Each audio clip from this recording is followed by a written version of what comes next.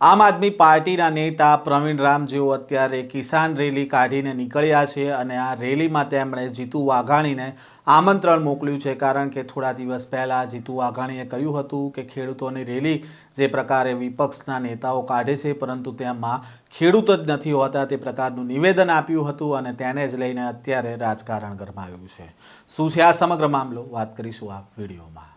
વૈષ્ણવજન તો તેને કહીએ જે પીડ પરાઈ જાનાને રે। નમસ્કાર, નવજીવન ન્યૂઝમાં આપનું સ્વાગત છે। હું છું જયંત દાફડા।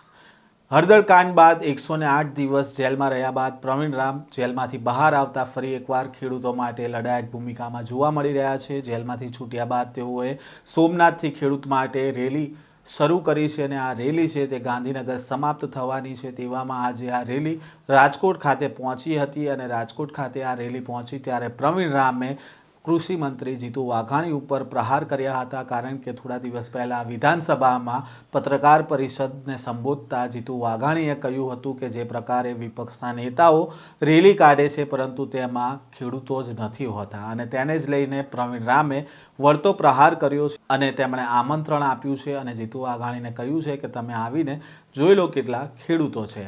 પહેલાં તો આ મામલે શું કહી રહ્યા છે પ્રવીણ રામ, તેમને સાંભળીએ। કિસાન બચાવો યાત્રા આમ આદમી પાર્ટી દ્વારા જે અત્યારે ગુજરાતમાં કાઢવામાં આવી રહી છે, 108 દિવસની ગુજરાતના ખેડૂતો માટેની જેલ બાદ આમ આદમી પાર્ટી દ્વારા ગુજરાતના ખેડૂતો વચ્ચે જવાનો આ એક પ્રથમ પ્રયાસ છે। સોમનાથથી શરૂ થયેલી આ યાત્રા આજે રાજકોટ ખાતે પહોંચી છે।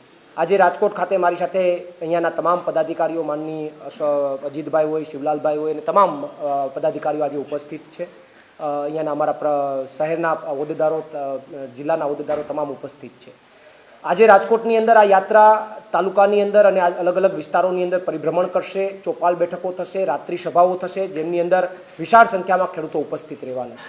અત્યાર સુધીની આ યાત્રાની અંદર સૌરાષ્ટ્રના અનેક પોર્શનમાંથી આ યાત્રા પસાર થઈને આવી છે, જેમાં મોટા ભાગની અંદર ખેડૂતોએ વિશાળ સંખ્યામાં ઉપસ્થિત રહી અને એમના પ્રાણ પ્રશ્નો, એમના જે સ્થાનિક પ્રશ્નો છે મુદ્દે ચર્ચા કરી છે।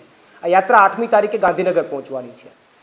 ખેડૂતોના પ્રશ્નો જે અમને જાણવા મળ્યા છે, પ્રશ્નો એવા છે કે જે અત્યારે ઊભા પાકની અંદર ખેડૂતો જે ઊભો પાક છે એમની અંદર વીજ લાઈન નાખીને, થાંભલાઓ નાખીને, કોઈપણ જાતનું વળતર ચૂકવા વિના, કોઈપણ જાતની નોટિસ વિના, પોલીસ ભાડે રાખીને, દમન કરીને વીજ લાઈન ઊભી કરી દેવામાં આવે છે, થાંભલાઓ ઊભા કરી દેવામાં આવે છે।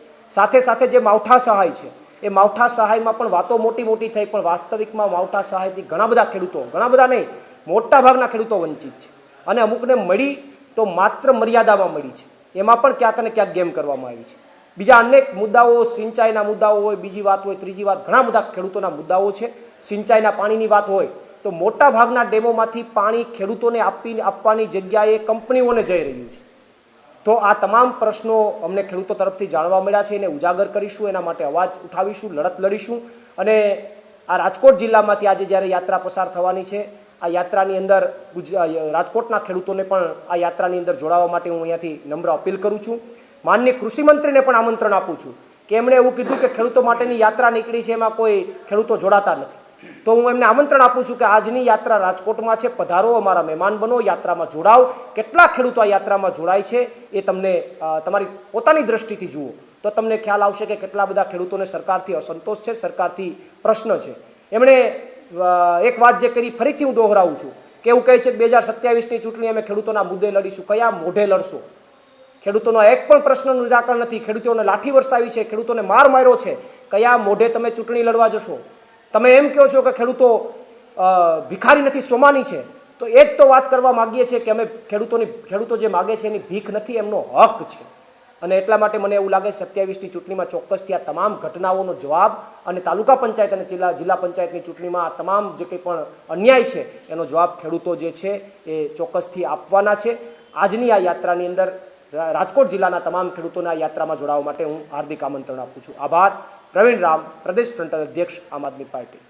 આપે સાંભળ્યા પ્રવીણ રામને, જેઓ અત્યારે સોમનાથથી રેલી લઈને નીકળ્યા છે અને આ રેલી ગાંધીનગર સમાપ્ત થવાની છે અને ગામે ગામ જઈને તેઓ ખેડૂતોના મુદ્દા છે તેઓ સમજી રહ્યા છે અને ખેડૂતોના મુદ્દાને લઈને તેઓ આગામી સમયમાં ગાંધીનગર પહોંચવાના છે। તેવામાં તાજેતરમાં જીતુ વાઘાણીએ જે પ્રકારે નિવેદન આપ્યું હતું કે રેલી લઈને નીકળે છે, પરંતુ આ રેલીમાં ખેડૂતો જ નથી હોતા, તેને લઈને પ્રવીણ રામે પણ વળતો જવાબ આપ્યો છે. હાલ જેલમાંથી છૂટ્યા બાદ રાજુ કરપડા પણ એક બાજુ ખેડૂતો માટે સભા કરી રહ્યા છે, તો બીજી બાજુ પ્રવીણ રામ છે તે પણ રેલી કાઢી રહ્યા છે.